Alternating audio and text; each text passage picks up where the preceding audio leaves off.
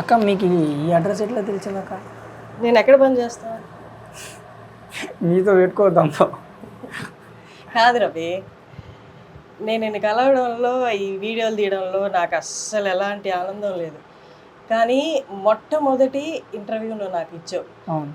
నేను ఆ ఇంటర్వ్యూ నీ దగ్గర తీసుకొని తప్పు చేశానా కరెక్ట్ చేశానా అన్న సందేహంలో పడ్డా. ఎందుకంటే అది నీకు ఎంత మేలు జరిగిందో నాకు తెలియదు, కానీ నువ్వు ఒక కంటెంట్ అయ్యావు అందరికీ. ఆ తర్వాత నుంచి చూస్తే నీ పరిస్థితి ఇంకా దారుణం అయిపోయింది, నడవలేని పరిస్థితి వచ్చింది. అవును. అప్పటి నుంచి ఇంకా ఇంత దారుణం అయిపోయావు. నా ఇంటర్వ్యూ అసలు నీకు ఎలాంటి మెయిల్ చేయలేదేమో అన్న సందిగ్ధంలో నేనుండి, ఎప్పుడైతే లారెన్స్ గారు నీ గురించి ట్వీట్ చేశారో అప్పుడే నేను లారెన్స్ గారి టీప్తో మాట్లాడాను. భువన్ అని వాళ్ళ మేనేజర్తో మాట్లాడుతున్నాను. ఆయన 1 వీక్లో నా దగ్గర తీసుకురండి, నేను మొత్తం చూసుకుంటానని చెప్పారు. ఆయన ట్విట్టర్లో నీ గురించి ట్వీట్ చేశాను, మన వీడియో షేర్ చేసి. నేను తీసుకెళ్దామని అనుకుంటున్నా.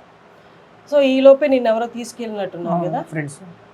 ఫ్రెండ్సా వాళ్ళు? తీసుకెళ్లారా? ఎలా తీసుకెళ్ళారు? ట్రైన్లో తీసుకెళ్ళారా? డైరెక్ట్గా చారిటీ దగ్గరికి వెళ్ళావా? వెళ్ళిన తర్వాత అక్కడికి ఫోన్ మాస్టర్ చేశారు. మాస్టర్కి ఇంకిద్దరు వచ్చారు, తీసుకొని పోయారు. మాస్టర్ వచ్చేసేటప్పుడు ఏం చెప్పారు నీకు?